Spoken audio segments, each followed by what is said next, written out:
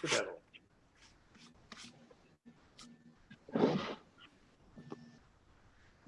There he is. Turn around. Good evening. All right. Monday, February 1st, 2021, 6:35 p.m. and I will call the Board of Selectmen meeting to order.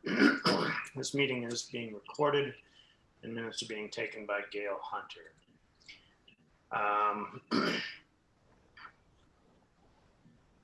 Okay, no other real announcements this evening.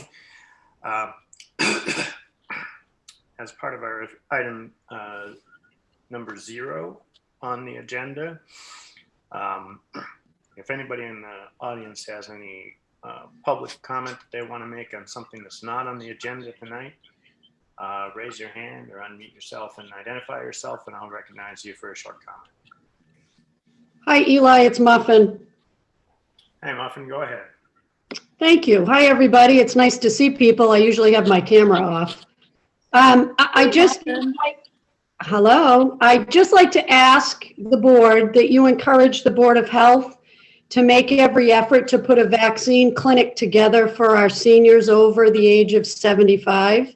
There are many in our community that, have some hardships, and navigating the process to get a vaccine will be very difficult for them.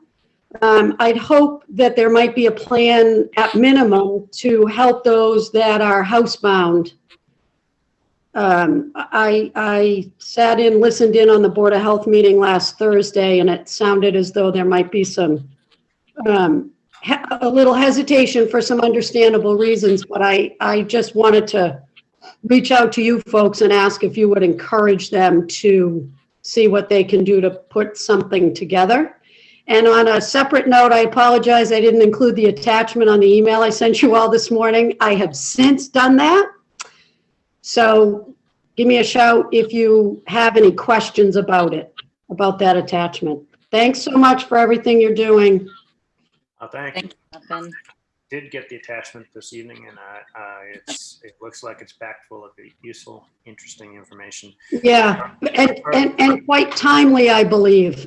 Yeah. As far as the COVID-19 clinic is concerned, we're actually going to be discussing that a little bit later on. Great. 6:50. Great, thank you. Yep. All right, let's move on. Anybody else with any comments?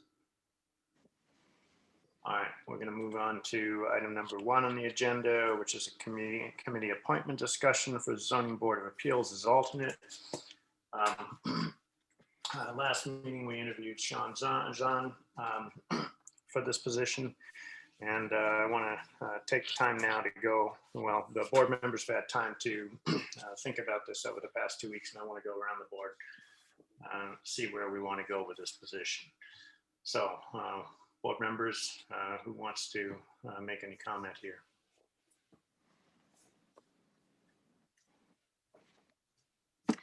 Eli, I will. Yeah, go ahead, Becky. As everyone knows, we're always incredibly appreciative of volunteers.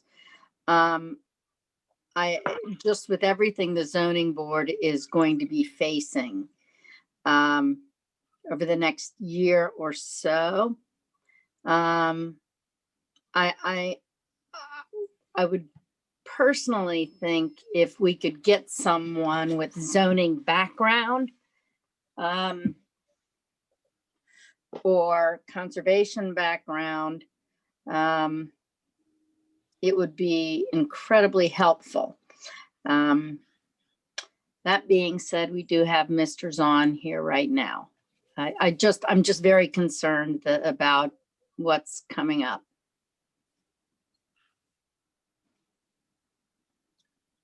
For the Jeff? ZBA.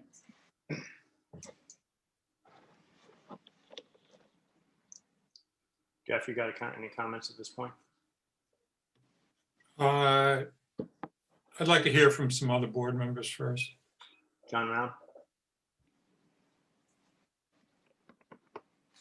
Yes, Eli, and I think I can probably echo Becky's concern a little bit, and certainly Sean, yes, it's wonderful that there are so many townspeople that are interested in helping out. This particular board at this time, we're very concerned. I won't speak for everyone on the board, but we are concerned that the critical issues that are coming up very soon. And there are a number of people that are on the board that they may not necessarily have the background in zoning that they should have, but it's not at a critical point in the zoning board's life that critical projects are coming up, which really need people that need to hit the ground running. And that's my primary concern.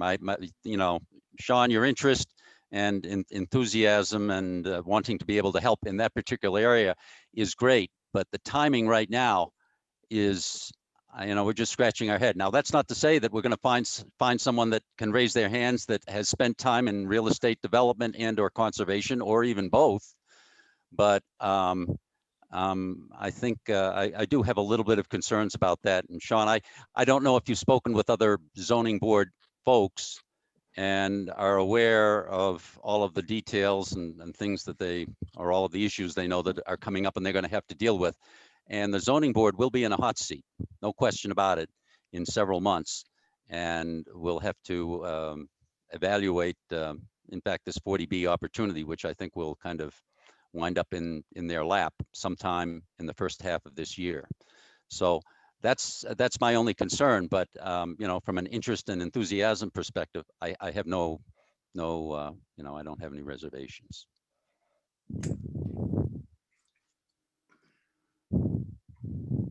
We still have Ann? Yes, Ann. And you dropped off and I wasn't sure exactly where.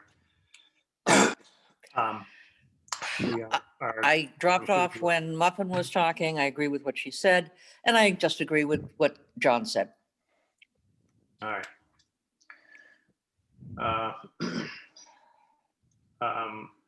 I'm sort of in the same boat. I'm deeply concerned about the 40B and the impact that that's going to have on the zoning board. And except for that, I would be considering making the appointment tonight, but I think it might be a better idea for us to see if we can get somebody with a little bit more experience with real estate law or formal public hearings, because I think this is going to be a heavy lift. Even I know alternates are not necessarily required to do the lifting, but I think we need to, as best as possible, prepare the town for this.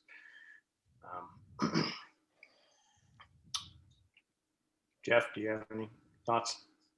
My hesitation to go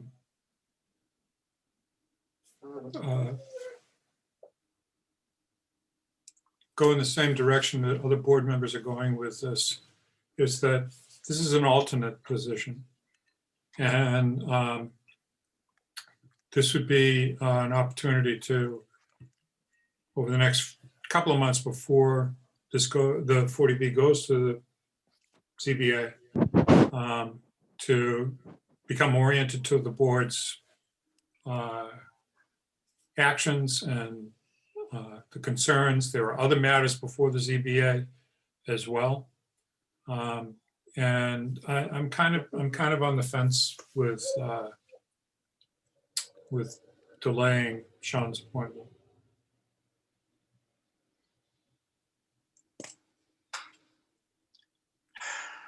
Point taken.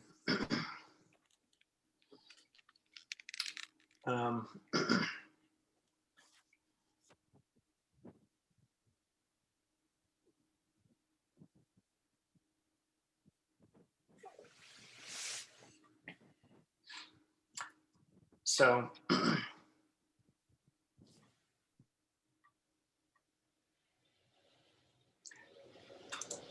Eli? yeah, go ahead, Becky. I guess, and anybody putting their name out there, it's tough. And for us to be deliberating right now, I understand for the person who's volunteered is difficult. I know, I've been there a number of times, but I think along Jeff's reasoning, I almost feel that it's even more critical that the alternate have a really strong background, because if the alternate does come into play, I think just all the more reason that person should have, if possible, a working knowledge. I mean, they're not going to be in on, even though they might be listening, they're not going to be participating in the deliberations. And if they're called upon, I just think it's almost, again, more critical that they have a base. Thank you.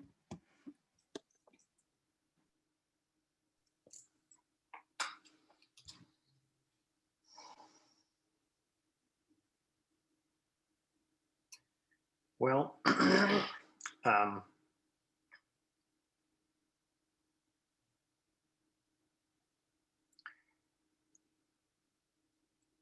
hate to drag this out, but I feel like I want to spend a little bit more time thinking about this.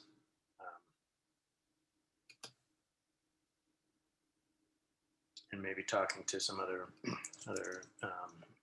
folks on staff and ZBA.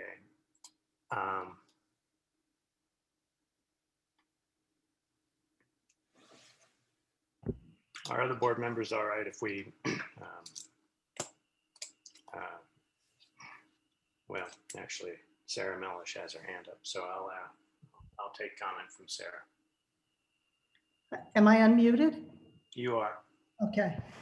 I guess my concern is that we've had this position open, I believe, for close to a year and a half.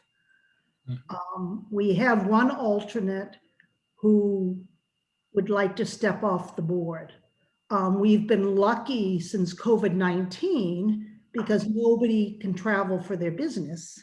So we've had full attendance at meetings, but over the past couple of years, we have had the practice of having the alternate sit in on all meetings so that we're covered for a continuance, because we seem to have a lot of those if somebody can't make it. So unless I'm hoping somebody can come forward in the near future and find somebody with the expertise they want, because it hasn't occurred over the last year and a half.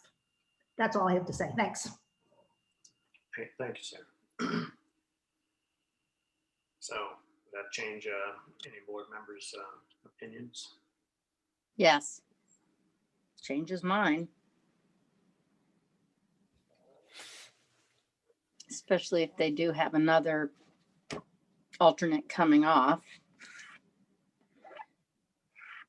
So Sarah's saying that for a year and a half, we haven't had, it's been difficult to find any candidates. Yeah. That's the bottom line here. That changes my mind as well then. We are blessed with lots of people that raise their hands, but it's still a very tough road to hoe. Exactly.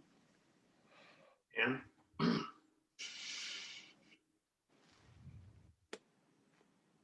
Figure this out. I guess facing the situation where we would have two no alternates. No. I don't think that's the situation. If Sarah could clarify, there are two alternates on the committee, and neither one of them expires until the end of this year.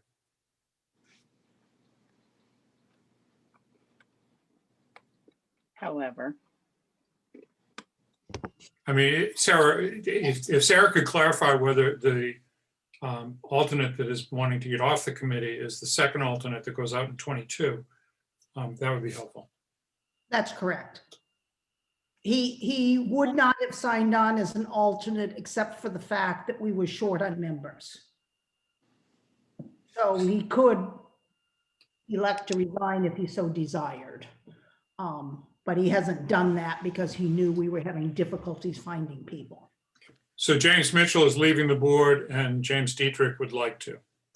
No, James Mitchell is not leaving. He was moved up to a full-time member. And Jim Dietrich was moved to an alternate, and he's the one that would like to not spend as much time on the ZBA. And if that work wasn't done, it needs to be corrected. Yeah, Jim has been wanting to come off that position for a while. Right. Yeah, I believe his term is not up till 2020.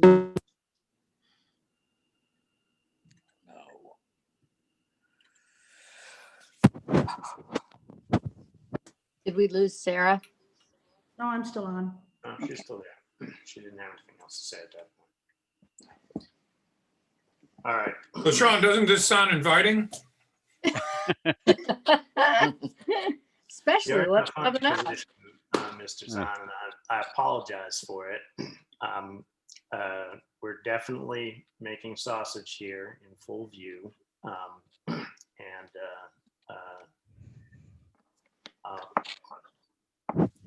Gonna have to bear with us. Eli, how long is this? Which alternate is this for then? Is this for first alternate or second alternate? And given that if Jim Mitchell is now full-time, that makes Jim Dietrich the first alternate. So this is for the second alternate, which would go through 2023. I believe Jim Dietrich is going for 2023, so this alternate would need to be a different term. I could be wrong, but we have a significant problem on the board because the terms don't align because when we went down to 5 full-time members, Right. we have a problem. And I don't know how many people are eligible to come off this year. It shows that you and John Benares are up this year. Okay, And James Mitchell. boy, Except that he got, yes. that's our problem is last year we had 3 people eligible to come off. Wow. And with everything before us, we might have takers if people can start traveling again for business. Hmm.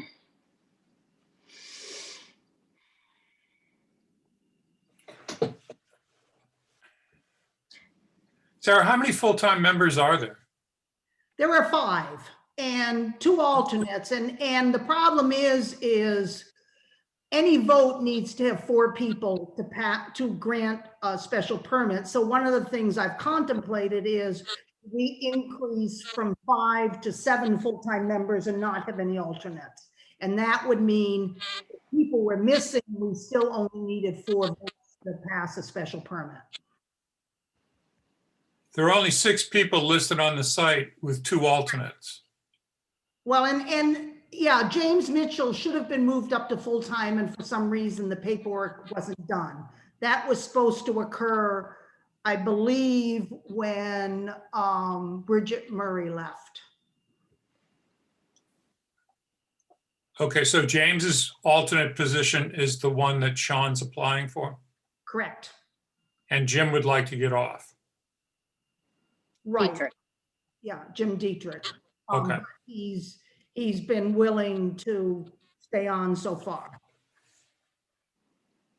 And James's alternate position ends in 2021 currently. Jim Mitchell's. Yeah.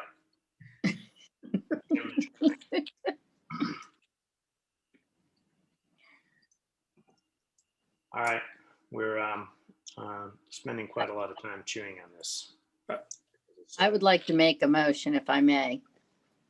Go ahead, Becky. I'd like to make a motion to approve Sean Zahn for the first alternate of the ZBA.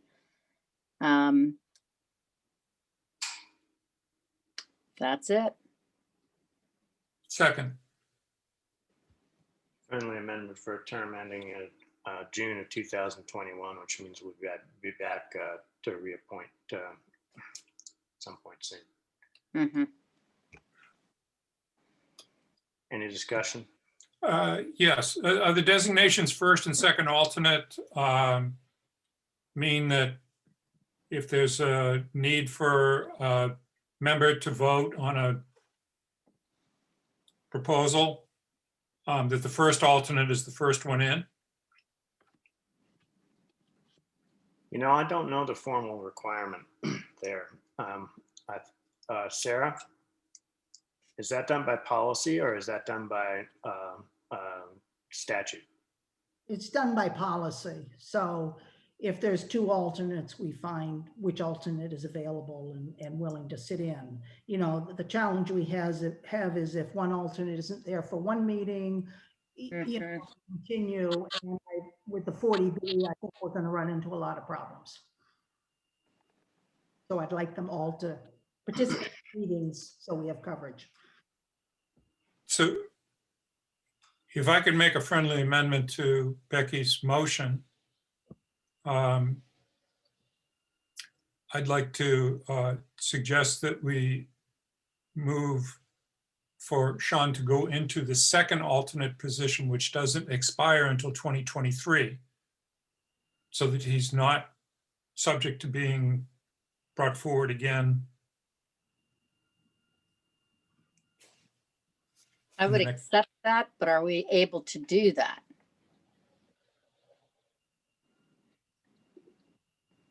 Greg, you got an opinion on that?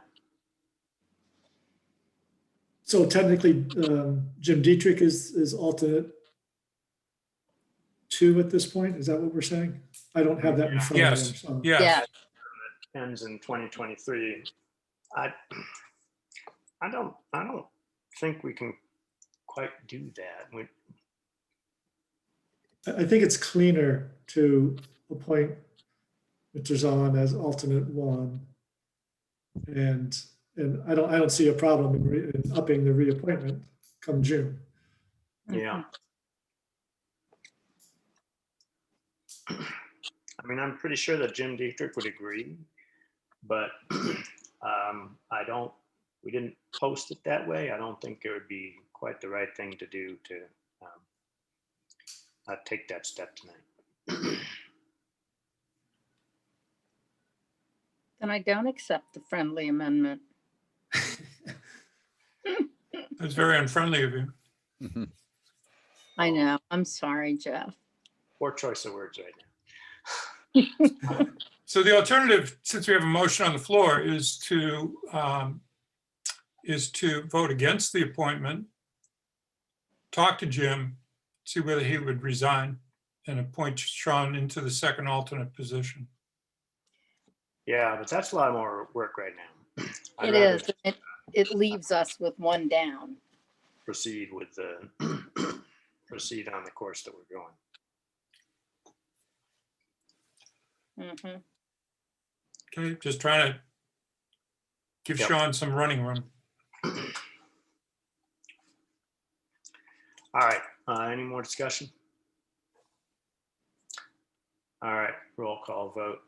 Ms. Jakes, Yes. Mr. Bodmer Turner, Yes, Mr. Round, Yes, Ms. Harrison,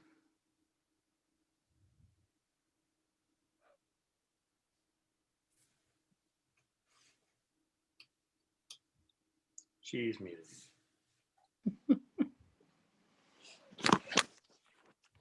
Still muted, I think. Either that or thinking.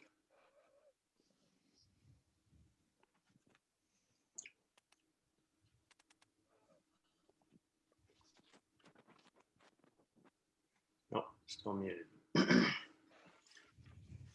And still muted. And you Thumbs vote up. yes. Yes. She gave it. I was going to say thumbs up, thumbs down. Right. Sorry, our internet is dead. All right, Mr. Bowling votes yes as well. Mr. Zahn, I apologize for the tortured manner of this appointment.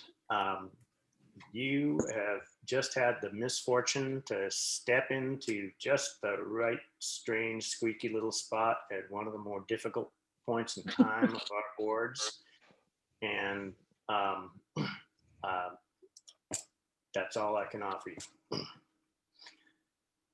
Well, thank you. I know it was difficult, but I promise I won't let you down. Appreciate it Thank very you much. thank you, Mr. Zahn, and sorry to subject you to that. Happy reading. Yes. Yes, and A quick we study. wish we you hope. the very best. Yes. Thank you. I'm actually used to being in manuals, so that's not an issue. Wonderful. All right. Well, that was a little bit more involved than I had anticipated. I'm going to move on to agenda item number 2. We're going to have a committee interview with Hope Watbuchi for the Welcoming Committee. We will be planning on interviewing and deciding the appointment tonight. Hope, if you thought Sean went through terrible stuff, just you wait. I have to say, I'm hopeful it's not as arduous as that. But congratulations on your work. Do you want me to tell you a little bit about myself, or how does this work? Yeah. Yep, go ahead. Okay, all right. Good evening, everyone. My name is Hope Watbuchi. My pronouns are she, her, and hers.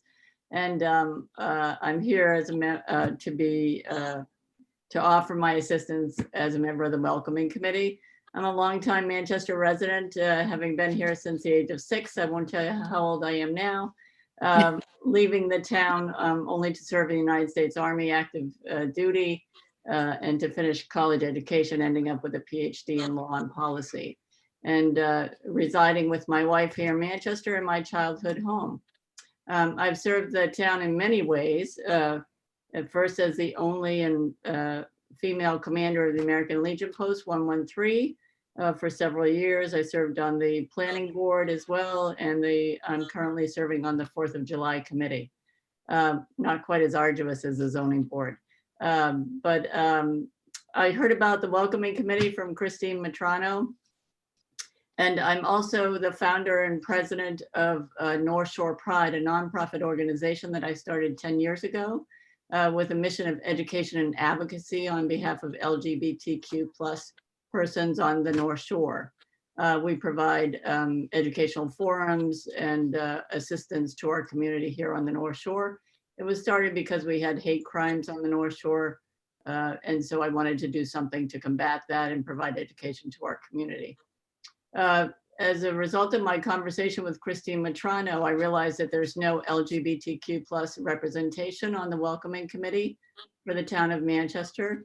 And so I offered myself as a candidate to be a representative of that community for the Welcoming Committee. As we know, it's pre-COVID, and COVID only exacerbates the situation. A lot of the members, especially family members of our community, feel isolated and segregated to begin with. And so to enter a new town, and my background, I'm also a licensed real estate agent with Coldwell Banker in town. And so to enter a new town without any connection, without any sense of connection to the LGBTQ+ community is difficult at best. And so that's my perspective on why I think I would be a great candidate for the Welcoming Committee. I thank you for the consideration. Questions or comments from board members? I would love to jump in. Go ahead, Becky. Hope, thank you very much. I have seen your name and face for many years around town on committees and boards, etc. And remember fondly the flag raising ceremony a few years back as well that you spearheaded, I believe, and brought to town. I think that your appointment would be more than a welcome addition and would serve both the town and the LGBTQ+ community very well. Thank you. No Thank you. questions. Thank you so much, Becky. Mhm. Jeff. I'm all in support. We've got some energetic people who just recently joined this committee, and this is a very tough time to welcome people, given the constraints of the pandemic. Hopefully that's going to be in the rearview mirror in another year. And I would support your participation in this committee and all that you would bring to it. So thank you for stepping forward. Yeah, thank you so much. And with COVID, North Shore Pride, we've really just done a paradigm shift. Everything is virtual now, and I'm very proficient in that platform. So It's just, face to face is the best way to welcome somebody, and we can't do that. And we can't do that now. absolutely. So, face to face, 6 to 8 feet apart with a mask on. It's very constraining to the activities of the Welcome Committee. But I think you'll bring your expertise and your Zoom expertise and other things to the committee. I appreciate all that. Thank you. Thank you, Jeffrey. John Rao. Yes, and hope you certainly have my full support as well for this, for all the reasons that you want to join the committee. And the fact that you are a Realtor, which means you know the Manchester story and have told it many times. So I've lived it. yes, yes. So you're hitting the ground running with this, and you have probably more input than anyone else that is on the committee right now to be able to pull things in the correct direction and make Manchester a welcoming community for everyone. So thank you. Thank you, John. Ann Harrison. You're muted. There. I'm no longer muted. Hope, thank you for volunteering. I think you are going to be a great asset, and I support your candidacy completely. Thank you so much. Thank you. Well, Hope, I don't think I can really add very much to what everybody else has already said. So I'm just going to take a motion to appoint Hope Watch-Bucci to the Welcoming Committee for a term ending June 2023. So moved. Moved. Second. Yeah, moved by Jeff and seconded by Ann. Roll call vote. Ms. Jakes. Yes. Mr. Bob Turner. Yes. Mr. Round. Yes. Ms. Harrison. Yes. Mr. Bowling votes yes. Thank you, Hope. Thank you so much, everyone. Thank you. And thank you for all you do for our town. Welcome I aboard. know how hard it is. Be well. You too. You too. Thank you, Mhm. Hope. I might stay on and listen. It sounds interesting. Oh, yeah. Always. Trust us. It's going to get interesting for sure. COVID-19 update, item number 3 on our agenda. Greg, do you want to give us a little rundown? So the good news is that we are starting to see a bit of a decline in cases in town. So I think we're past the holiday bump, if you will. So that's the good news. The rollout of the vaccines has not been trouble-free. It has had some bumps along the way. The state is working hard to set up vaccination clinics, but it is struggling to deal with a lot of unknowns and still put together a coherent and efficient plan. It really starts with not having a clear sense of how many vaccines are coming into the state. That's currently still controlled at the federal level. And so they're trying to get more lead time, and CDC and others are working to try to give a little more lead time. So they are hoping that things will get better in the coming weeks here. As I'm sure you know, the state has opened up a number of vaccination sites.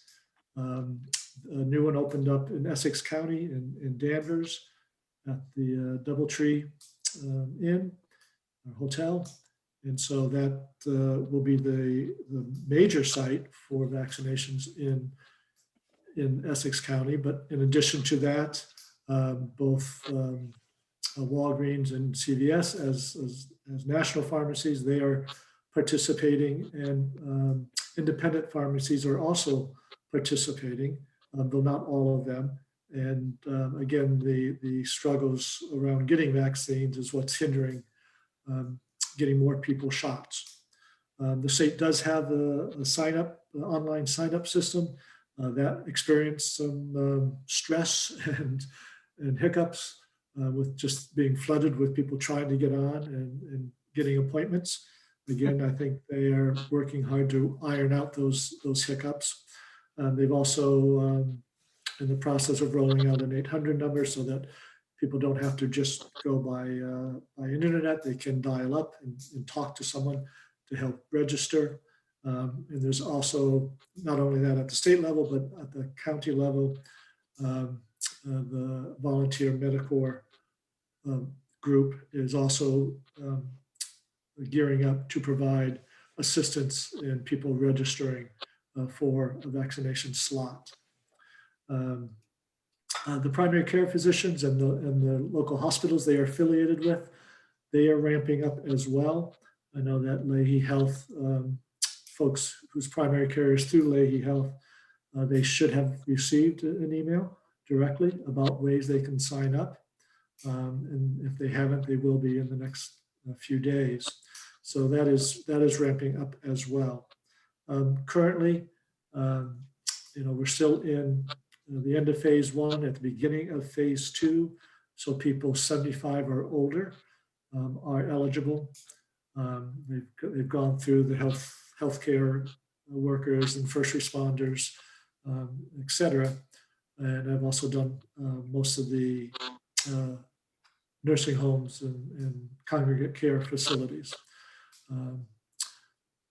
So having said all that, the Board of Health also has been discussing how we can set up a clinic in Manchester. They were most interested in assisting the local pharmacies, both Allen's and Allen's was teaming up with Conley Drugstore in Ipswich. And we've been working with them to try to set up some clinic days. Conley's is willing to do it, but it is dependent on getting vaccine. And they were disappointed in the number that they were allocated this past Friday. And so they do not have sufficient supply to set up a clinic in town this week. We had hoped that that was going to happen, but it is not materializing. Perhaps next week. The Board of Health has some hesitation about setting up a clinic on our own, given the challenges. It's more complicated than a flu shot, just how the vaccine has to be handled and registering people, et cetera. But they did give the green light to put the paperwork in so that we are eligible to receive the vaccine as soon as we can put the other elements together. One of the challenges is the monitoring that has to take place. So after you receive a shot, depending on your various health conditions, you have to wait 15 to 30 minutes before you're allowed to leave the clinic. So that just adds another factor to it all, and wanting to have emergency medical care on scene in case they're in the unlikely event, but nonetheless, in case there is a bad reaction to the shot. Luckily, that is not happening very often at all. Most people who have a mild reaction, they may have a low-grade fever or a sore arm or that sort of thing, but nothing that requires medical attention. But nonetheless, I want to be prepared in case something more severe takes place. So I know that Council on Aging and staff in the Board of Health continue to work on plans in case we can pull together a local clinic, focusing on particularly our homebound seniors, to make sure that we can provide a service to them, as they obviously would have a harder time navigating the so-called mega site at Danvers or perhaps just getting to the hospital or whatnot. So, like I say, Board of Health at this point has not given a green light to moving forward with the clinic because of the logistical reservations, challenges that we face. I think if we might be able to pull together a team and a plan and perhaps ramp up, we should be able possibly offer at least a small clinic for those most in need. Probably with 2 weeks out. There's a long lead time for getting the vaccine. You put your order in and you get your supply 10 days later. So even if we were ready tomorrow to stand up a clinic, it's not going to happen for a couple of weeks. So I welcome your thoughts on how we might move forward. When we refer to homebound population and how we or how they will be supported with local vaccination efforts, what do we mean by that? Do we mean we would pick them up and transport them someplace, or we would go and deliver the vaccine there? And what sort of support structure is required to support a program like that? So I think the preference is to pick people up, perhaps in the COA vans, bring them to a clinic, have them have the shot and be monitored, and then return them home. If there is someone who is truly homebound and can't navigate getting out of the house at all, really can't leave the home, then we would need to work with their primary care and perhaps visiting nurse that their primary care can order to help facilitate providing shots in that situation. Questions and comments from other board members?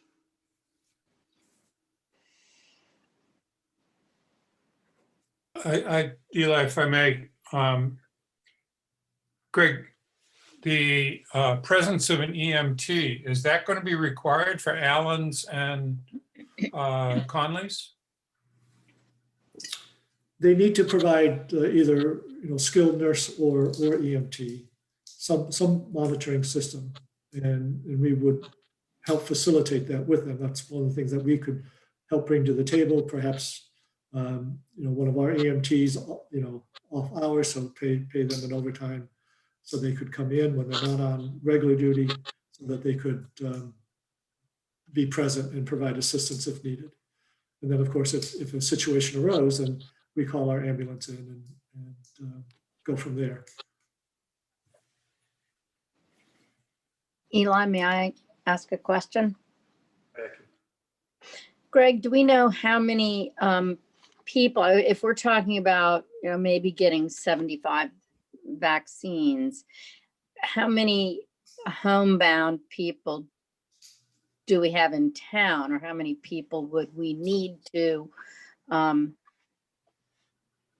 have vaccines for? So our 75 and older population is, I believe it's in the 400 range, if I'm remembering correctly. And those who are homebound and really have a real challenge, it's probably in the 50 range. Maybe that's a little high. 35 perhaps.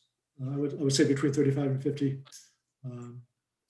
is what we're looking at in terms of that subset of the 75 and older.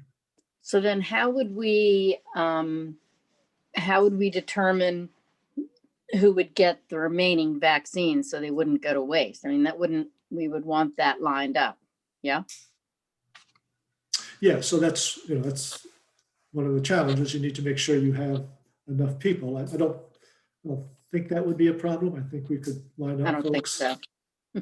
I think there are plenty out there who'd be willing to on a call to take advantage of the local shop. Thank you. John or Ann? If I may, what I hear on the street is that it's very hard to get it. And I think we should make every effort to get a clinic in town as soon as possible.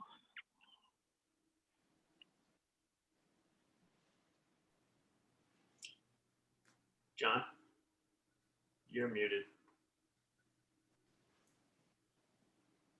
Sorry about that. So Greg, the Board of Health is kind of endorsing the pharmacy approach to this. This separate clinic that you've kind of referred to here, the Board of Health is not involved. They just don't feel they have the staffing to support that. Well, they're just correct. Yeah, so they have reservations about doing it because they don't. Right. They don't want it to fail and they don't want it to have problems. You know, they understand the need, and this whole situation has been evolving sort of daily in terms of what the state is doing and how they're ramping up or not. And so they were hoping to see how things evolve over the next week or so. If things get markedly better in terms of primary care physicians and the hospitals, along with the pharmacies, the larger pharmacies at least, and the state-sponsored clinics, they wanted to see if that was going to be sufficient or not. Okay, so right now, the initiative that you're talking about, who are the personnel that are involved, other than, you know, the EMTs that we've got in town that could certainly support that, and I guess the senior vans or something for homebound folks. Right, and then so Ellen Lufkin certainly as our primary administrator for the Board of Health, she's the workhorse. Oh, sure. So she'll help out with that, even though they're endorsing the pharmacy approach as a first choice. They'll help with the separate clinic. Okay, I did not quite catch that initially. So they're on board with that as a supplemental effort. Right, they would like to see if we can provide the assistance to our local pharmacy with teaming up with Connolly, and if we can help them in any way we can to stand that up.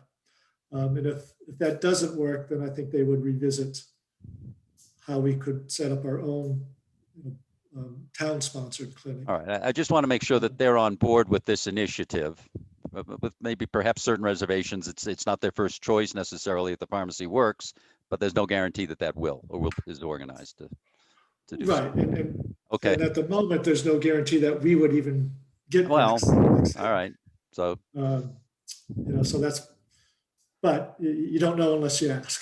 All right, so we've got two initiatives kind of going in parallel, one of which we have more control over, and we'll see how they materialize. Right, I think okay.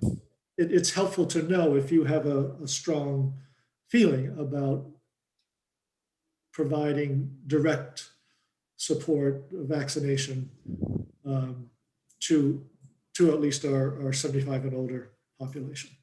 Okay. If I may again, Eli?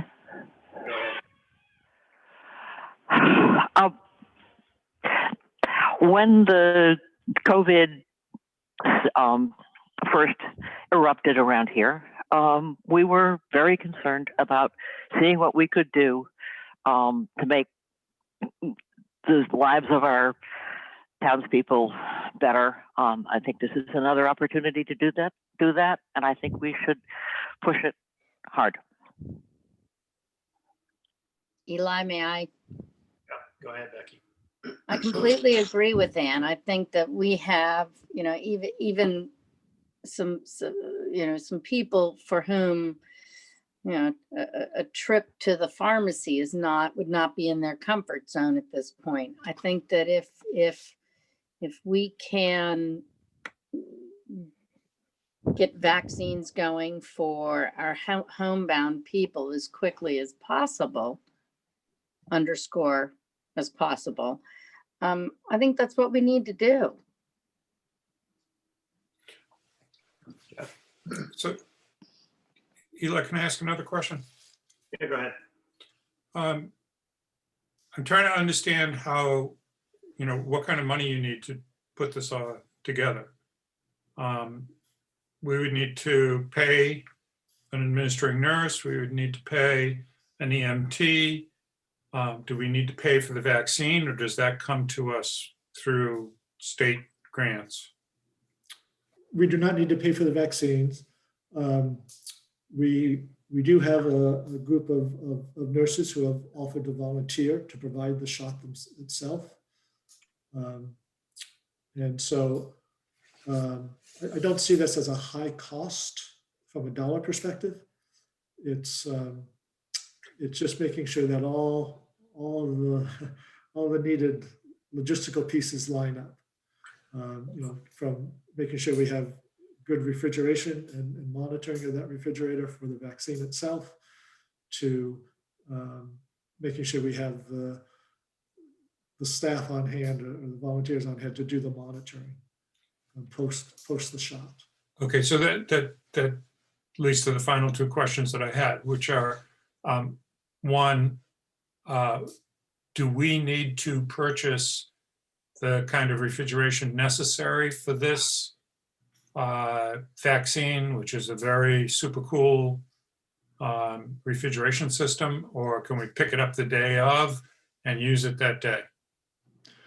So we can request, and I think they're only giving to the local boards of health, the Moderna vaccine, which does not require super cool refrigeration for 30 days. So it can stay in a normal refrigerator for up to 30 days, is my understanding.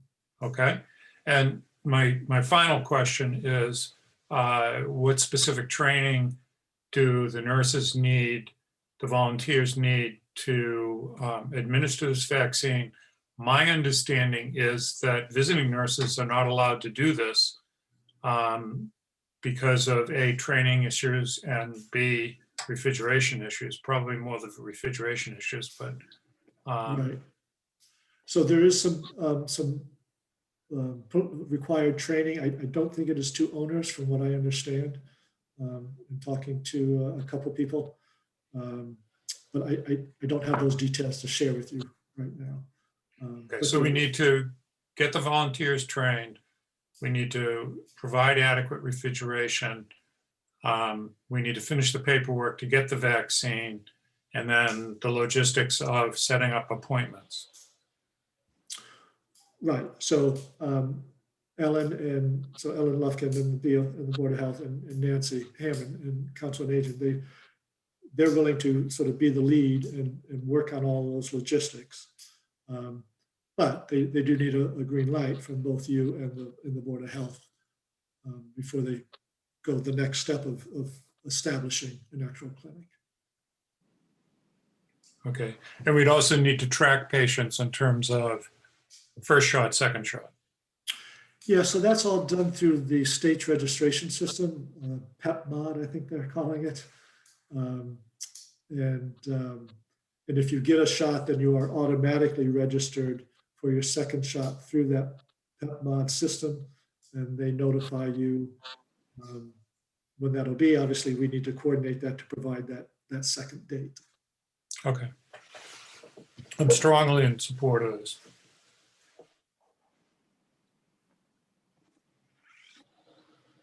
Around. No, I mean, I echo Jeff's conclusion. Yes, do whatever you have to do. I think we've got to get more dogs in the fight, if I will use that word. If we've got two programs, and we'll see how the pharmacy approach goes, and maybe that can pick up most of the slack. But I think we have to have an initiative here internally, and it sounds like we have. It sounds like, Greg, you've got lined up the skill sets that you need to make this happen. I did just receive a text from Ellen saying that she did hear from the owner of Conley's, and that he is looking to set up a date in town. So that's good. I don't have a date to announce, but he's looking to establish one. So that's I'm glad to hear that. Mm-hmm. All right, and I support this as well. I think at the very least, targeting our 75 and older population and homeland seniors is important to do. It's the right thing to do. they're the ones in part that we've been thinking about all throughout this, as our most vulnerable segment of the population. So I fully support it as well. And I don't believe you actually need a vote from us because there's nothing in particular here for us to act on. We're just supporting the move on the part of the Board of Health. Yeah, that's fine. Thank you. All right. Moving on. Item 4 on the agenda is 40B project update and discussion. First off, I sent around an open letter, got comments from some. I want to get permission from board members to send that out with appropriate edits that were provided to me by individually by people. Most of those were syntactic, a few minor corrections. And that letter would go in the Cricket and by social media. Comments? Eli, Yeah. can we also put it on the town website, on the 40B or somewhere, just as many places as possible? And thank you for writing it. That's well done letter. Thank you. The letter would go out from all of us. I also, Eli, I think it's a great letter. I mean, we've all seen many of the letters that have come in from concerned citizens, and it's evident from the content that a lot of them don't understand the whole process. I think all of us on the board realize that's a challenge because the process is rather, I don't know, strange, or it's not intuitive.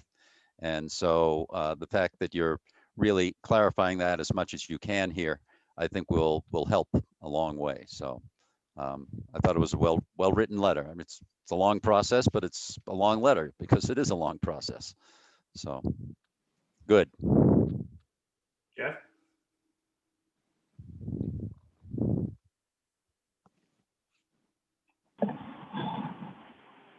Or Ann?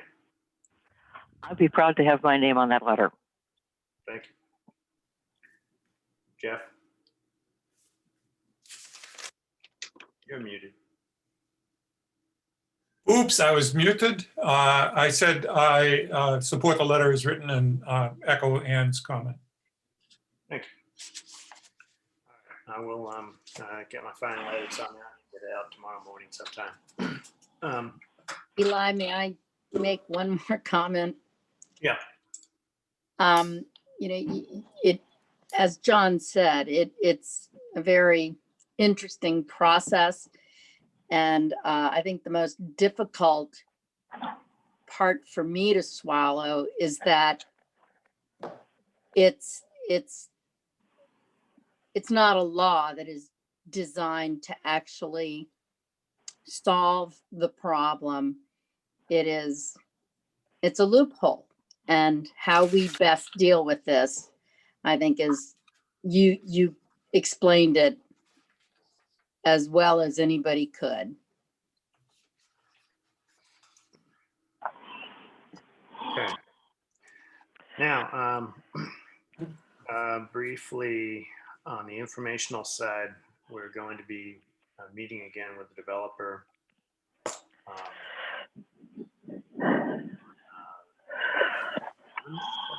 We said, yeah, February 11th. Is there any additional information that board members need from Greg or staff before we go into that meeting? I would like a little more. Go ahead. I'd like to get more information on their winter conditions operations plan. There is no plan that we've received. They've talked about, you know, where they're going to put the out off snow, but there's not a winter conditions operations plan per se. And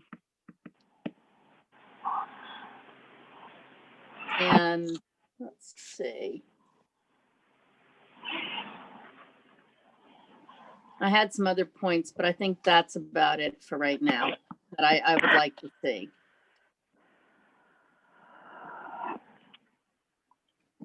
Eli, Yeah, go ahead, Jeff.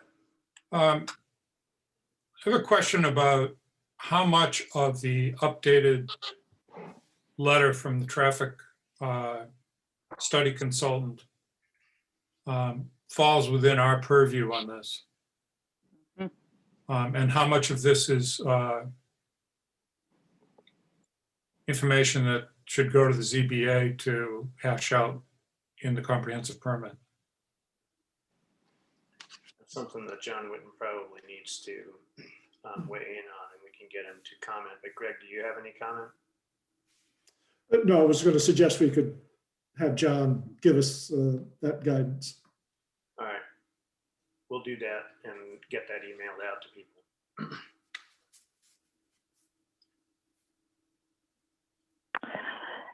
Eli? Going even finer into the traffic consultant,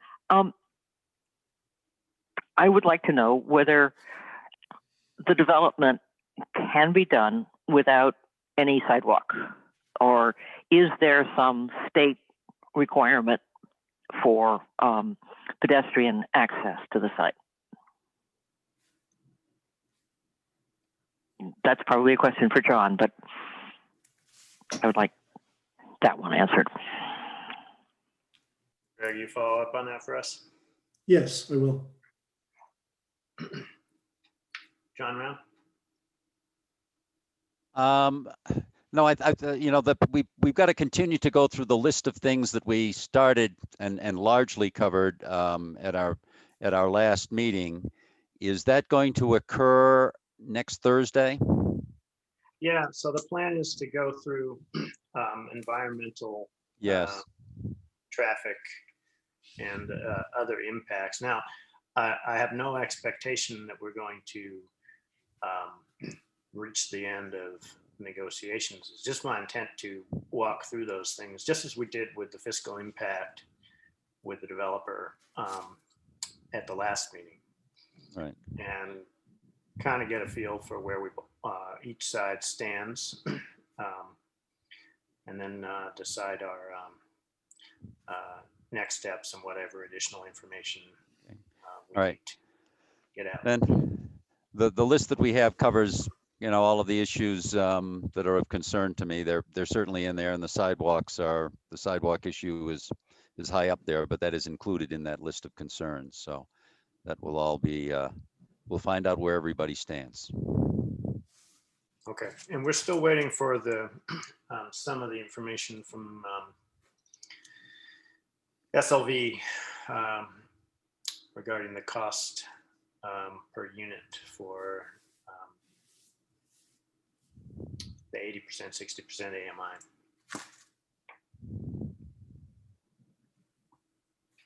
I did have one more question that I was interested in getting answered. When we received the information from Stantec, it said that the two studies that, or not the two studies, but the two developments that SLV reported to Stantec were 770 Broadway in Saugus and 460 Cambridge and Winchester. But I couldn't find a 460 Cambridge Street. I did find a 416 Cambridge Street. But I wanted to know, is there a 460 Cambridge Street that we are supposed to be looking at? And if I could get that information, just to be looking at what we're supposed to be equating this to, that would be helpful. Becky, could you just say those numbers again?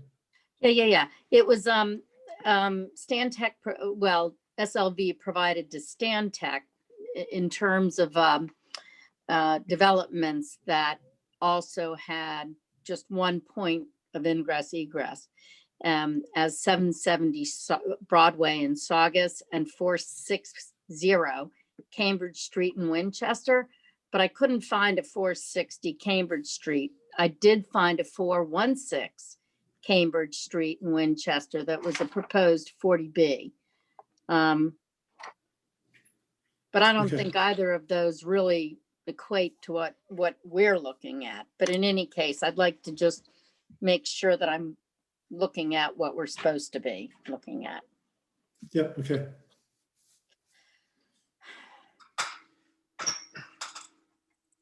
All right, any other questions before we move on to budget? All right, moving on to item number 5, fiscal year 22 budget discussion. So I'll let Greg do an introduction here, but I do have one comment to make. We received today the initial set of project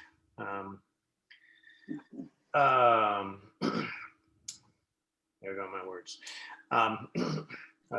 Proposals and recommendations from the CPC for CPA allocations this year. We're going to discuss those in detail next meeting because we received them today. So, however, it's bringing to mind the fact that we are getting much deeper into our normal budget track. And so ordinarily we try to wrap up various different aspects of the budget planning according to a schedule as soon as they're going to annual town meeting in April. And this year that's still somewhat up in the air. And I had a discussion with Alan Wilson, and he's not at all clear or not at all confident that we will reasonably be able to have an annual town meeting in April, but he hasn't, decided yet. But I think that we should discuss this formally at our next meeting for a couple of different reasons. But one is to give people plenty of heads up if we do decide to postpone it. And two is some of our processes could be elongated a little bit. So instead of, if we knew that the annual town meeting was going to be a little bit later, we could give some of our committees and boards a little bit more time, a little bit more breathing room in some of the things that they're doing over the next couple of months. And one thing that's available to us that was not available to us last year is Chapter 39, Section 9. The Board of Selectmen can actually delay for a fairly broad, long period of time, all the way out up to the end of June 30th, the annual town meeting, provided we haven't approved the warrant yet. Last year, we'd already approved the warrant, so we relied on Alan, who bumped the meeting out 30 days at a time using Chapter 10A. There's other state emergency legislation that actually lets us bump out past that still under the emergency, the public health emergency that we're in. But Chapter 39, Section 9 is the one that would be most relevant to us. So I don't want to go into a deep discussion on it tonight. I just want people to think about it and be prepared next meeting to discuss it in detail, the pros and the cons, and if so, where they think they might like to push the meeting to. All right, and with that, Greg, do you want to give a little update here on the budget? I'm sure. Thank you, Eli. So the Finance Committee is making good progress. They're working through the larger budgets. They met with the school committee members, representatives from the school committee. They attended the school committee hearing. They've had both fire and police in for pretty in-depth discussions and reviews. They'll be having the DPW in this week on Wednesday evening. So those are the big four in terms of major expenditures and more complex operations. I would say on the fire side, the big question evolves around staffing. Continues to be concerns about are much smaller call force. We were in double digits, maybe in the 20s even of call firefighters. We are down to less than a handful that are active. And even those that are active, have pretty significant limitations on when they can respond to a call. So that continues to be a concern for this chief, as it has been for previous chiefs. And so he presented at the Finance Committee meeting some options for increasing staff, different scenarios. And there is the possibility, if we were interested, in pursuing what's called a SAFER grant from, it's a federal grant program that provides grant dollars to fully fund new staff to a department. The program used to ramp down, I guess you would say, starting at 100%, then 75%, 50%, and then 100% shift back to the community. Now what the program is doing is saying you can, for the first 3 years, receive 100% of the cost, both salary and benefits for firefighters. And then in year 4, the community is responsible for 100% of the cost.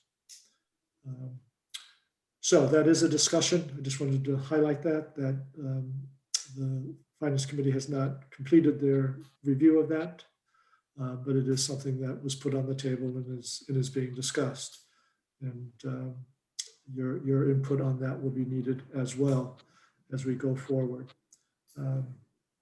As you know, both fire and police will be going into a deeper dive on the possibility of a different dispatch model, whether or not we should pursue going to the regional dispatch center in Middleton. And we'll have more information and a presentation for you at your next meeting on the 16th of February, a day later because of the President's Day holiday. And regarding the school district, there's at their public hearing last week, there was a fairly lengthy discussion about Essex's desire to have a lower increase for the district. They are advocating for a 2.5% increase. The school district has been working towards a 3.75% increase as across the board, because of the changing enrollment patterns and the proportionate formula. That 3.75 across the board translates to a 4.25 for Essex and a 3.4 for Manchester.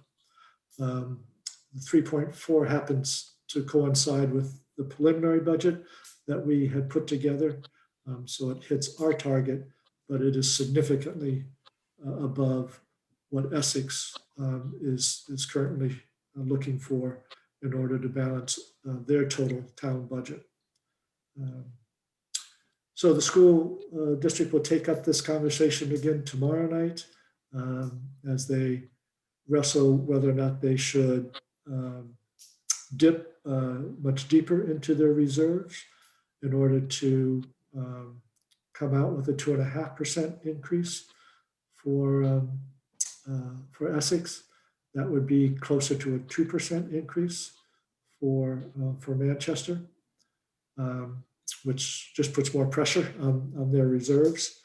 And it sets up the stage then for some big decisions in 23. We can most likely get by in FY22, next year's budget, by dipping into reserves to a much higher degree. But it'd be very difficult to continue that in 23 and beyond. So your you're setting yourselves up for either some significant reductions in programming and expenditures, or at least a hard look at reorganization. If you can achieve some of the same programs with a different structure, perhaps, that's always a challenge, but it's always something that the district tries to do. Or you're needing to have an override in order to fund what is needed to continue the current programming. So it's a bit of a turning point, and it requires some thoughtful and engaged discussion on all three parties, the two towns and the district, to decide what is the good path forward here. So I would say that is those three topics really are sort of the ones that are looming large. So the school budget in general, probably number one, staffing at the fire department, and what we do with dispatch, which we'll have a more in-depth discussion on next week, not next week, but your next meeting. So with that, I think it's, I'll turn it back to you, Eli. Sarah Melish, I see your hand raised. I'll get to you in a minute. So I have some other questions about the budget that I'll get to a little bit later in the discussion. But as far as the schools are concerned, I'll make the observation that we've been planning or expecting that in 2024, we're going to have a fall off. There's a sharp drop in the school debt payments due to the way the loans are structured. And we've been anticipating that with some of our planning. I would be very concerned if a course of action were taken that pushed us into a place where we really needed to do an override in 2023, or look at cutting the programs. And the amount that the school district is going to have to dip into their reserves to deal with what they currently have to deal with, plus a 2.5% request from Essex, which is a pretty steep cut. That would be very difficult for the school district to recover from without requiring an override. So I have pretty big concerns about that request from Essex and how it would impact us in 23. Other board members?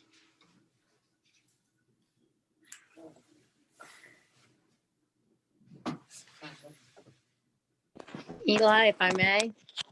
Yeah, go ahead, Becky. Do you remember how long ago it was that Essex asked us for in terms of the school budget for, was it 1 or 2 years ago that they asked us not to go up as high a percentage as we were planning? Do you remember? 2 years ago. 3 years ago. This, I just, it concerns me. I'm not, that was supposed to be a one-time. And I understand that it's, no one can predict things, but I just, to your point, I know the school has already been dipping into funds, and it's not sustainable for them to keep doing it, especially if they end up with a significant emergency that they would have to use those funds for. And it's already, aren't they, Greg, didn't they mention at the meeting something about keeping level funding? We're already down 4 positions. Was that it? So every year for the last few years, they have been trimming, typically by not replacing a retirement. Right. So they have been working hard to get by without without replacing some of those retirees. Mhm.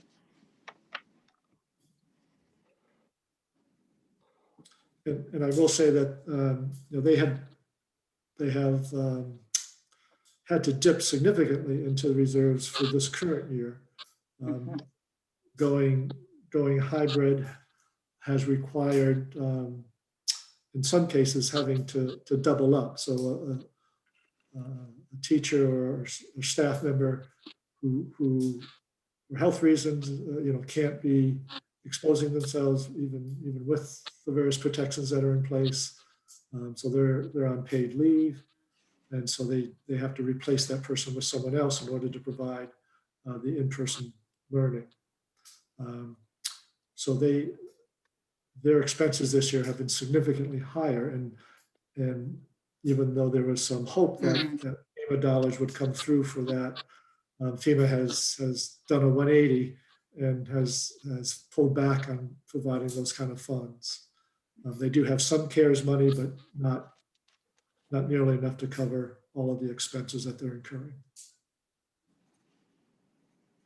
Thank you.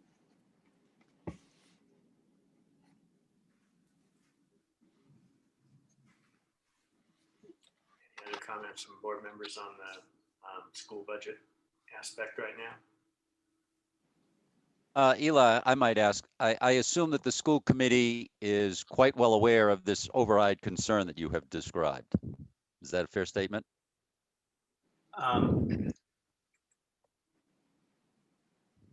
The specifics of it, Well, that's in total. I believe that they are aware of it. I have had a private conversation with one of them within the past day or so when I heard about the Essex vote. I would certainly intend to express that opinion to the broader school committee. Okay, so long as they are aware and they kind of integrate that concern into their discussions. Yeah. Oh, a challenge on the scheduling side. There is, I believe they're meeting tomorrow.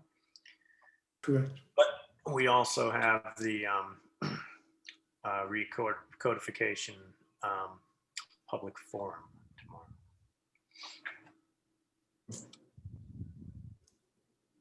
Jeff, did you have any comments here? I'm biting my tongue, Okay. but I'm going to release that and say what I'm thinking, which is this is kind of chickens coming home to roost, of the priority being all the building going on in Manchester, and the feelings of the Essex community that that they've been put into a position of paying for development in Manchester and not receiving much of anything.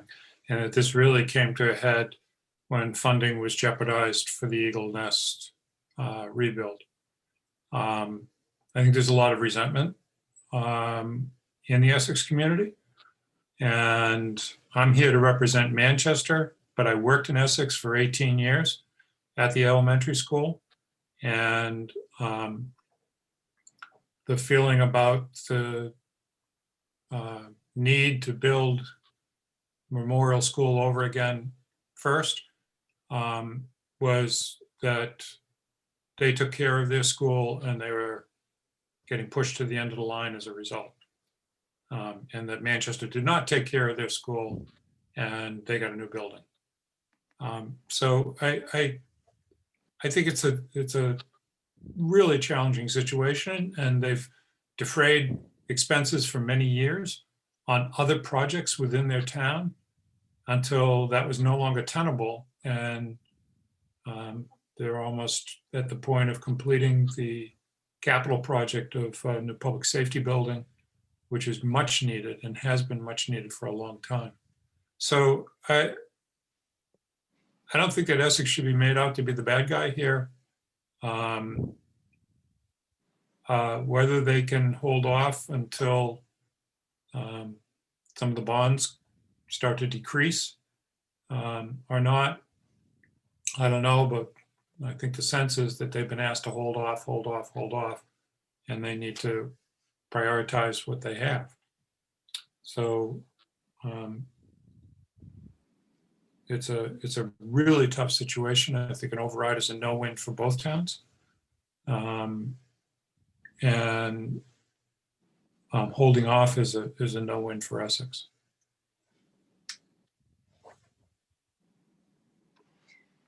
May I comment, Eli?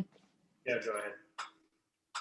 I want to apologize if I in any way, and it seemed to imply that there was fault on Essex's part. I'm just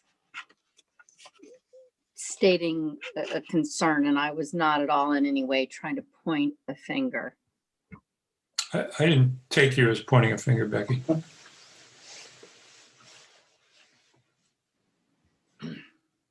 Any other comment from board members on the school budget impact? Sarah Melish, you've had your hand raised, and I'm guessing it wasn't related to the school budget, but go ahead. Thank you. It goes back to the timing of the town meeting. And I wanted to make sure that the board was aware that the planning board will need to hold a public hearing on the recodification. Once they hold that public hearing, it will basically shut down special permits until the Attorney General approves any recodification that's approved at town meeting. So the later we can hold that public hearing, the better off we are. Thank you. Thanks.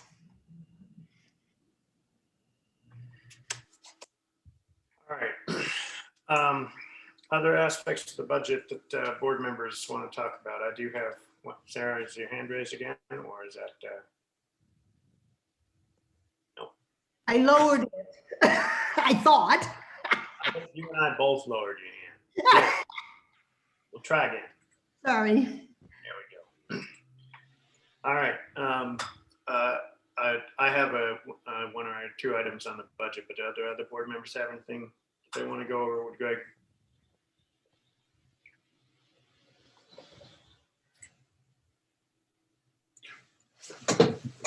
When are we scheduled to go over capital?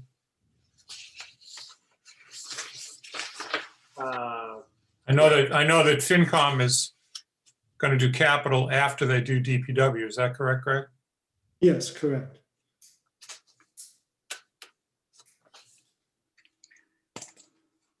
I would, Greg, when did you plan on going over capital with us on an ordinary flow? Right, so it would, I was hoping we could have time on the 16th after you do dispatch. That's a lot to handle in terms of CPC, dispatch, and capital, but yeah, I agree. Yeah. So we may need to push capital then to your first meeting in March. Yeah. Sarah, go ahead. FinCom is doing CPC and capital on February 18th. If that helps. Yep.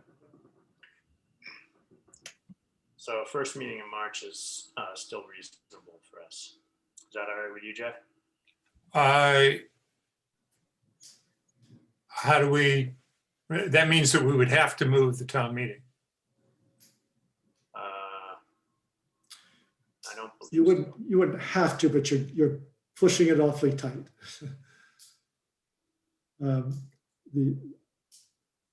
If it works for people, you could do a joint session with FinCom and do CPC and capital with them.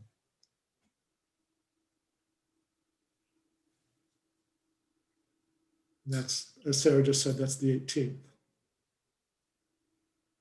Yeah, that's doable. Why don't we leave that as an option and then decide after we have our discussion on the 11th around 8 p.m. Not the 11th, the 16th? 16th, Eli? yeah. Yes. No, that's not going to work. That doesn't work for us because we have to post before then. Yeah. All right, let's go ahead and post the joint with FinCom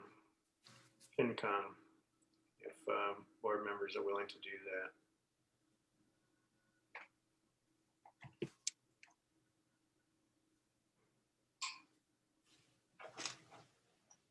That was the 18th? That's Thursday. Yes, correct. Thursday, yes.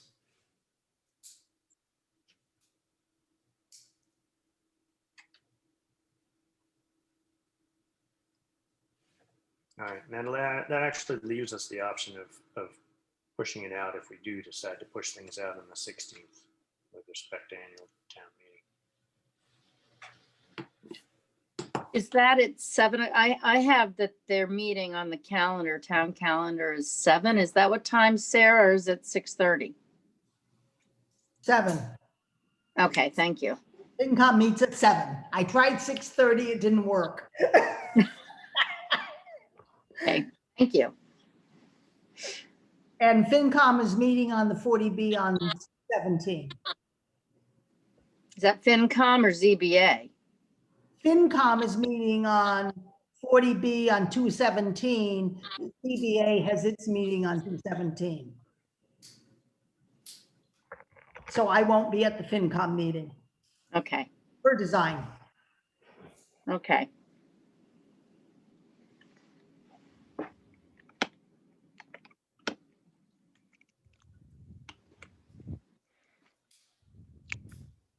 Okay, any other budget topics on other things from other board members? So I'm going to have some ongoing questions, probably about trash. I've made inquiries about our trash contracts and where we stood with respect to recycling, among other things. And so recycling, we're doing something like 7.9% contamination on our recycling, according to the DPW director.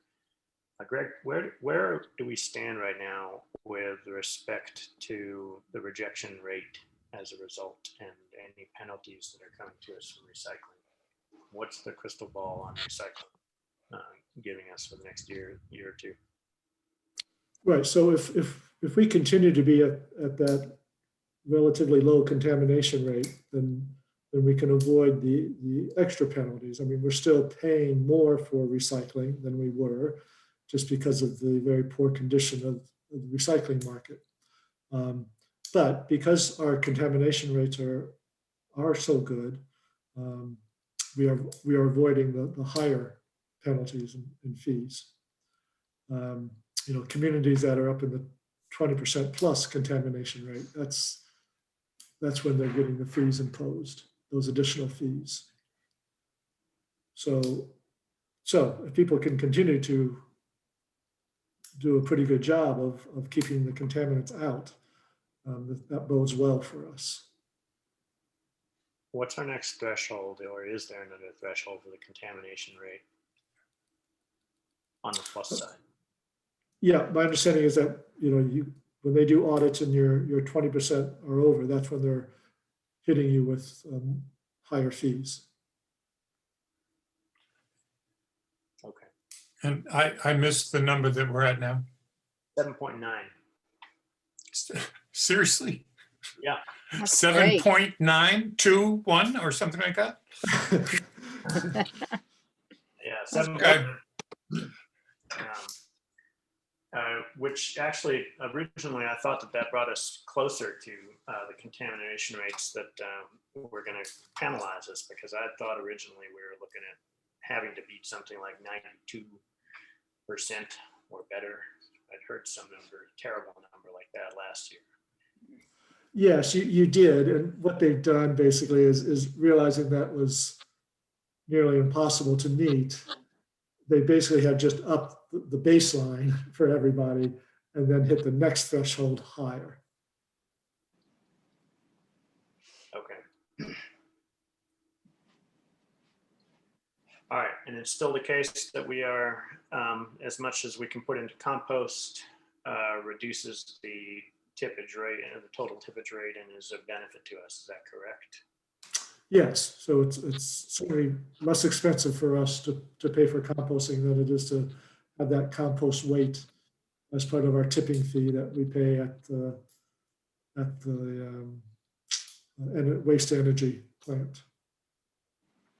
Is there any anticipation right now of, or a desire to increase the, or a need to increase the pay-as-you-throw bag rates based on what the contracts are looking at like this next year?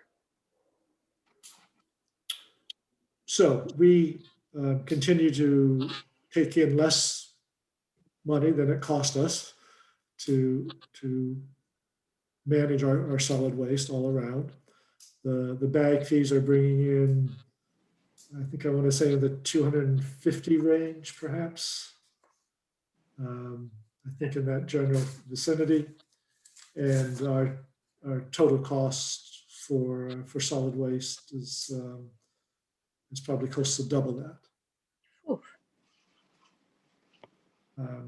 So we are not covering our costs through the bag fees. Eli, I may guess I- a little higher, it's Sorry. around yeah, I'm sorry, I got a little higher than that, it's around 280 last year in the bag fee collections. Becky? I know we talk about this every year, but maybe it is time to raise the cost of the bags. Those costs are only going to go up more. And if we, I think, do a gradual increase in bag price, it's a little more digestible perhaps.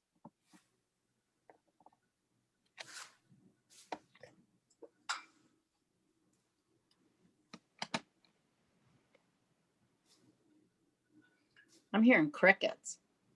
Yeah, well, dumped a bunch of data into the meeting without people having the benefit of having just discussed it before, mostly because it occurred to me over the weekend and I started making inquiries over the weekend. So I really didn't want to get to a decision point today. I just wanted to raise some of this data and maybe refine it for a longer discussion or a different, more detail-oriented discussion at a future meeting. Maybe we can put it on the agenda for another time. So I think we do need a little bit more data in terms of options for how it would affect us if we, or how it would allow us, how much we would have to increase the bag fees to mitigate some of the contract increases that we anticipate coming up over the next couple of years. Mm-hmm.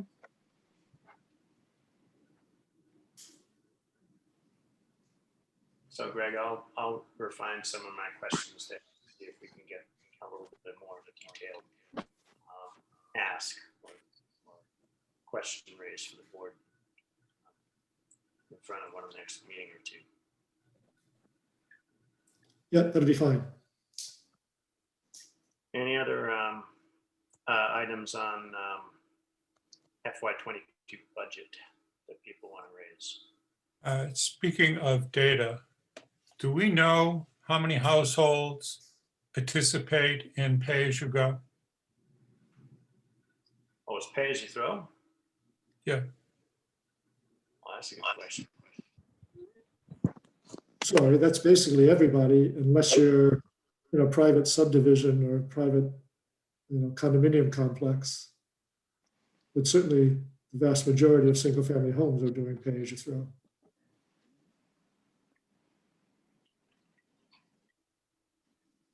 So there's not a substantial number of single-family homes that are privately dumping their trash. Not that I'm aware of, no. Because there's a level at which and I don't want to get into this in too much detail, where the demand is inelastic and people start to throw as they drive, as opposed to pay as you throw. Yes, yes. And I just wondered if we had any data on number of households participating.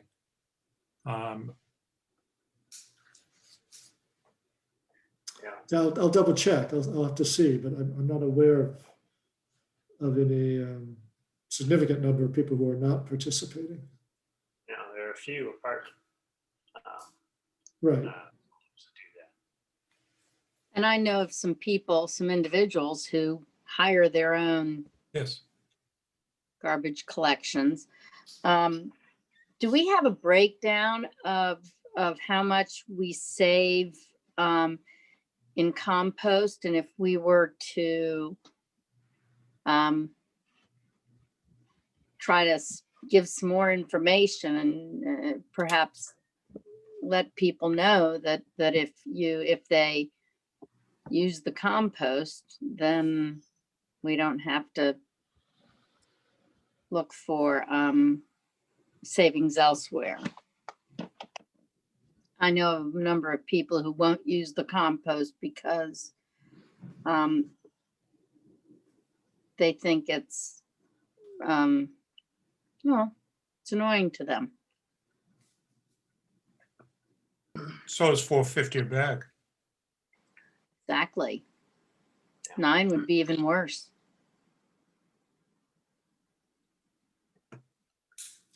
So Becky, I'll have to revisit some of those numbers, but we do have them. I just don't have them with me right now. Sorry, I'm dragging everybody down a rabbit hole. No. No, it's not. These are some of the details that would have to get raised in order for us to have a cogent discussion and reach a decision, which is what I wanted to do, is to provoke some of these questions so that we could have this discussion and reach a decision. Does the Sustainability Committee have any of that information? They have some of it, but not with the latest numbers, I don't think, but we'll certainly ask them. Oh, I see. It's Jane, Dave.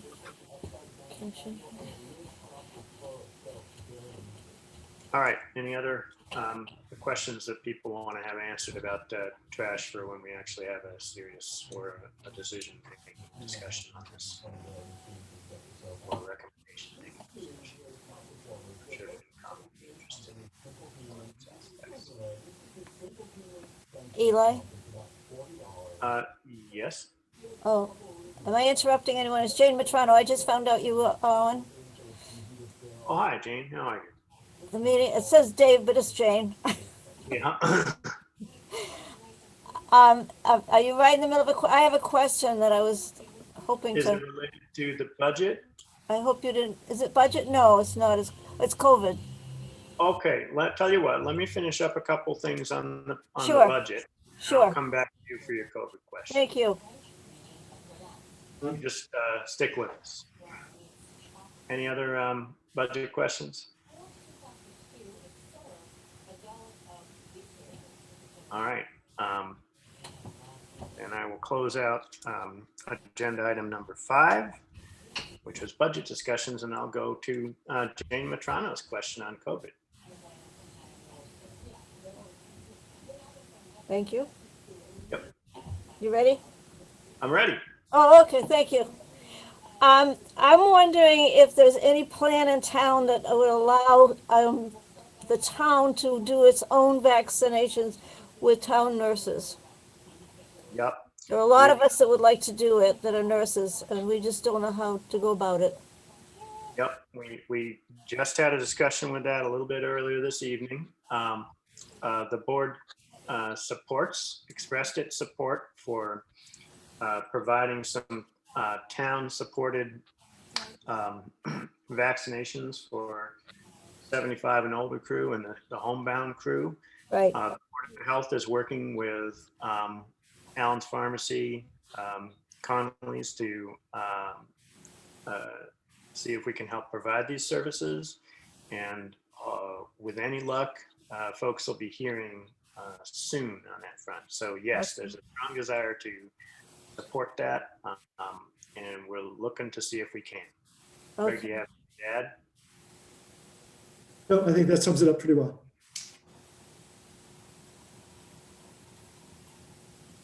So you'll hear more in the coming days as soon as we get, as soon as we can put together the details of a plan where we can actually commit to providing that. Okay, great. Very good. Thank you. All right, item number 6 is the consent agenda. We have 3 items in there. One's the Board of Selectmen meeting minutes from January 19th. One is the resignation of Ed Conway from the Harbor Advisory Committee. Ed served on that committee for a long time. And then the last item is a ratification of appointment for a town clerk, which I'll ask Greg to comment on in a couple of minutes. So were there any other, did board members have any comments on the Board of Selectmen meeting minutes or the resignation of Ed Conway? Eli, if there is another Chairman Boyne in there, I don't have the exact spot, but if that could be corrected, that'd be nice. It has been. Thank you. Thank you, Gail.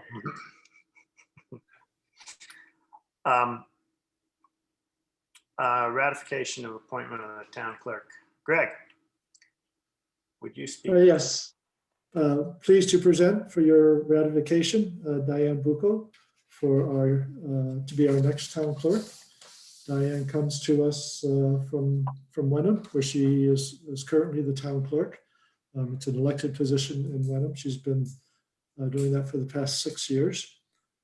She was new to the position, but rapidly learned, became a certified municipal clerk under the statewide certification program, and is actually working her way through obtaining a master's certification, which is pretty rare for clerks. That's a high bar, but she's very close to achieving that.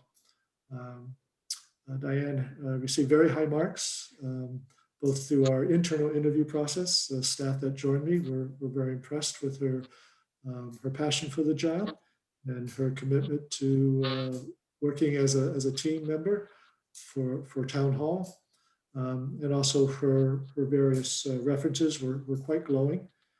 In talking to some folks who she didn't put down as references that we knew had worked with her, they shared the enthusiasm for her and the good work that she has done, and we believe will continue to do for us going forward. So she's available to start up with us later this week, and in order for that to happen, I need your ratification of her appointment as town clerk for Manchester. Questions or comments from the board members? Sounds great.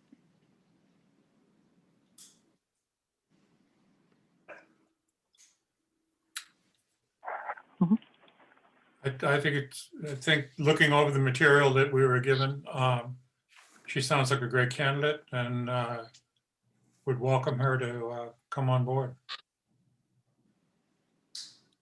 Mhm. Mm-hmm.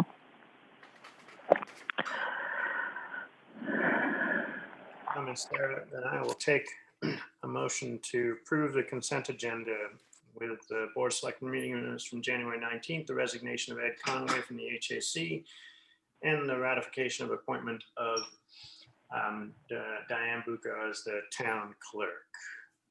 So moved. Got a Second. All right. Any discussion? I'll say, well, we should probably write a letter to Ed Conway saying. Roll call vote. Ms. Jakes, Yes. Mr. Bodmer Turner, Yes. Mr. Round, Yes. Ms. Harrison, Yes. Mr. Bowling votes yes.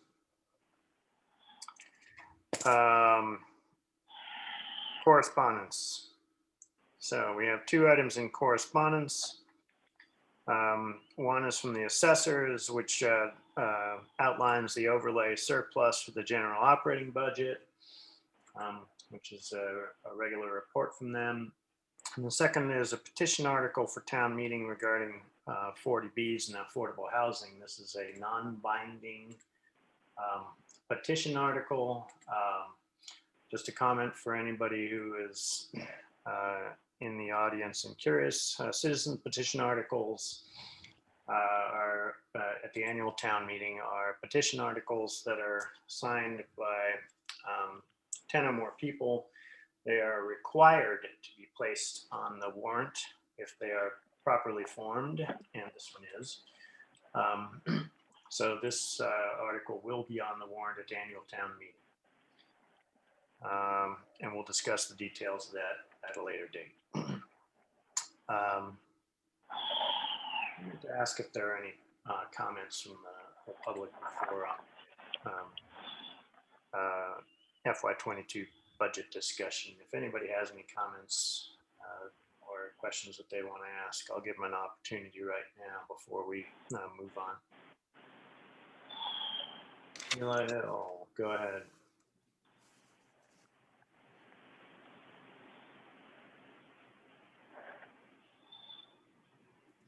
Sheila, I'm going to recognize you. Unmute. I did it.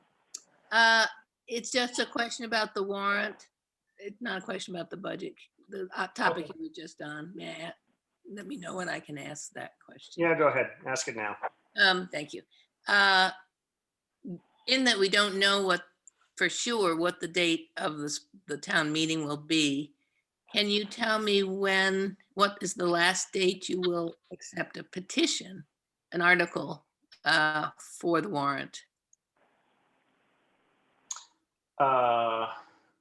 That's a good question. Greg, what's the?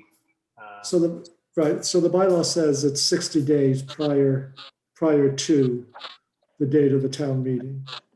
So normally when we meet, the 1st of April, that means the 1st of February. So for this year, it's Saturday the 5th. So we said Friday the 4th was the deadline. But that assumes sticking with the April date. So if you push it out, until the end of May, again, you back up 60 days. So would it be retroactive in a sense if you change the date of the April meeting? I mean, if That's my sense. I don't want to miss the Friday and then, not have you change the meeting, or have you change it? Well, if we don't change the date of the meeting, then that date's already passed. No, it's coming up. It's Friday, the 4th of February. Friday the 4th, yes.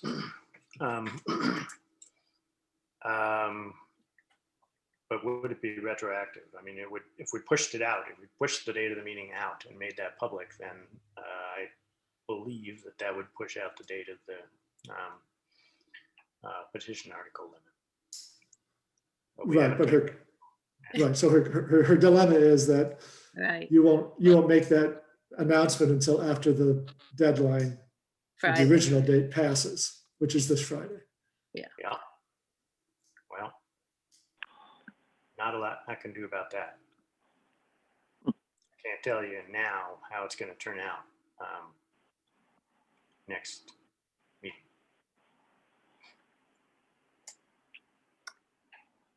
So that's your answer. So I guess to play it safe, you get your petition in this Friday.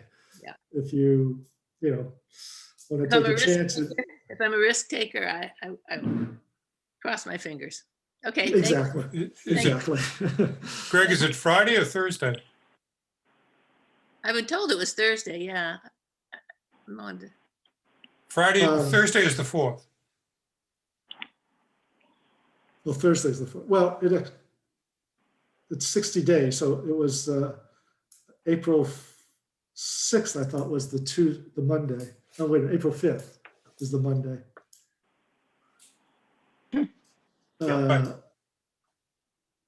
And it's But how many days in February this year? There's 28 days in February this year. Yes, So you're right, it would be Thursday. Oh, I was thinking Friday was the 4th. I'm sorry.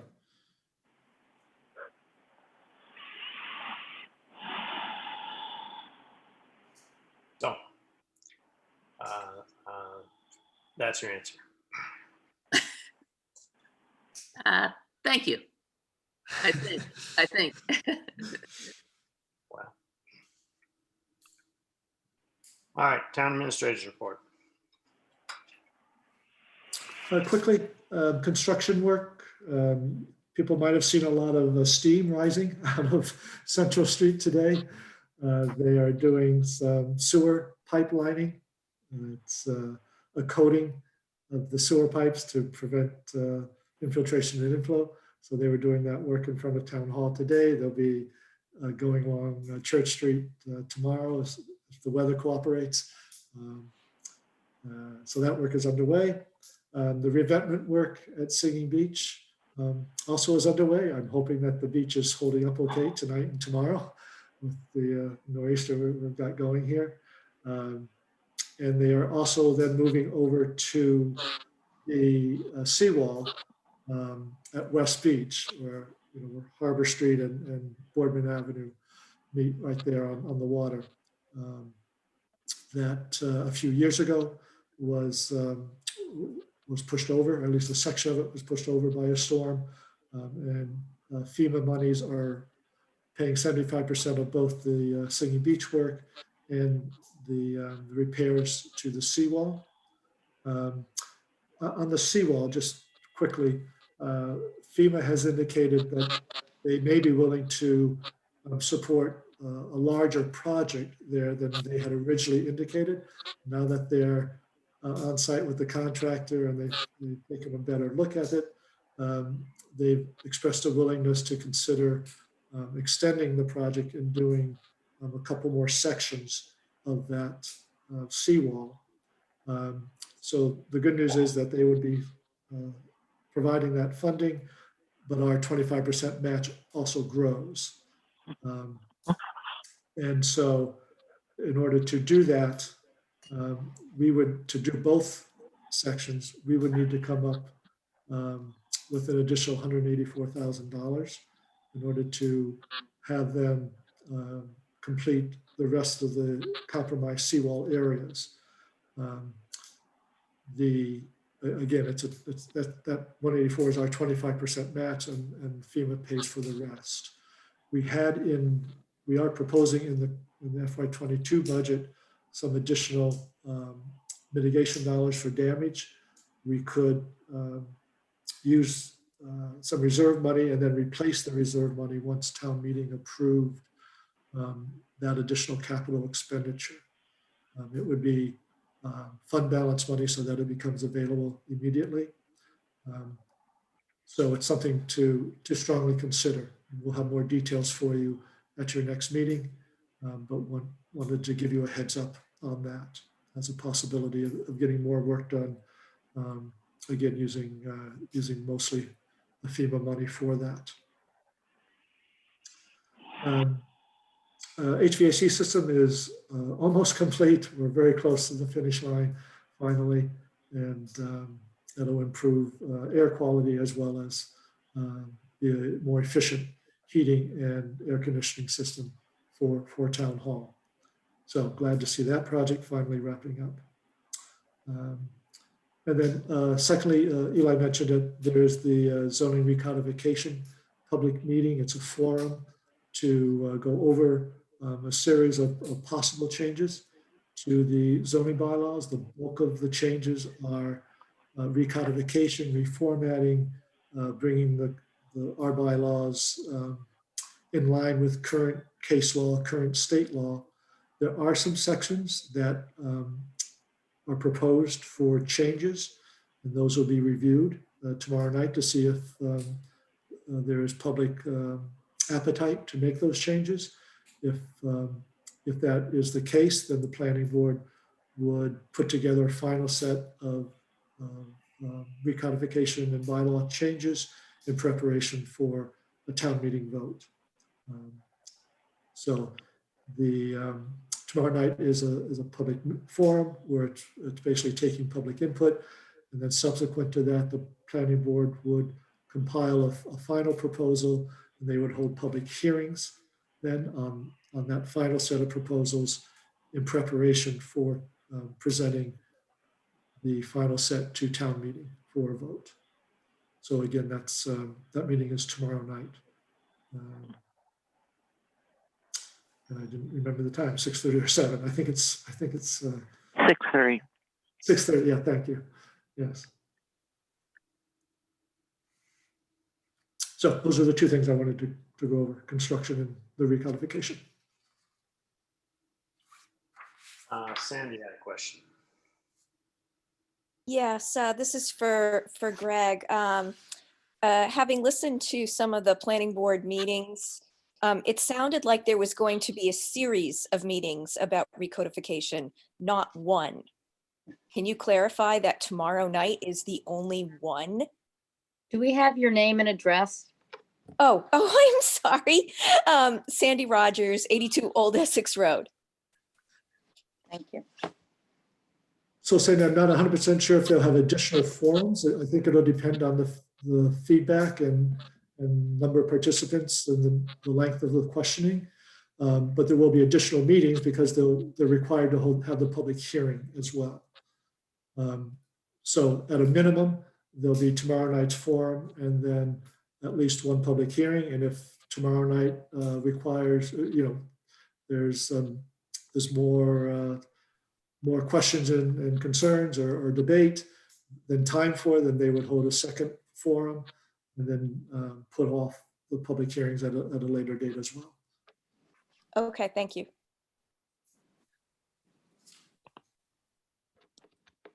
Board members have any questions? I have one question. Yeah, go ahead, Becky. Greg, have you had any nights that haven't had a meeting? I would say the last couple of months have been pretty nonstop. Just curious. Thank you. That's all. All right. Have no other matters, as may not have been reasonably anticipated by the chair. So we are going to be moving into executive session tonight. So I will take a motion to move into executive session, not to return to open session. So moved. Hang on, I have a long motion to read. Oh, Under that's all we need. Massachusetts General Law, Chapter 30A, Section 21A, Paragraph 2, to conduct strategy sessions in preparations for negotiations with non-union personnel, or to conduct collective bargaining sessions or contract negotiations with non-union personnel. Also under Section 3, to discuss strategy with respect to collective bargaining or litigation if an open meeting may have a detrimental effect on the bargaining or litigating position of the public body and the chair so declares. And also under Section 6, to consider the purchase, exchange, lease, or value of real estate if the chair declares that an open meeting may have a detrimental effect on the negotiating position of the public body and the chair so declares. So moved. Get a second? Somebody has got to. There. Second, Second. too many mutes. Roll call vote, Ms. Jakes, Yes. Mr. Bodmer-Turner, Yes. Mr. Round, Yes. Ms. Harrison, Yes. Mr. Bowling votes yes. All right. Axel and Sandy, I have to boot you. thanks for coming for the meeting tonight, and we'll see you at our subsequent meetings.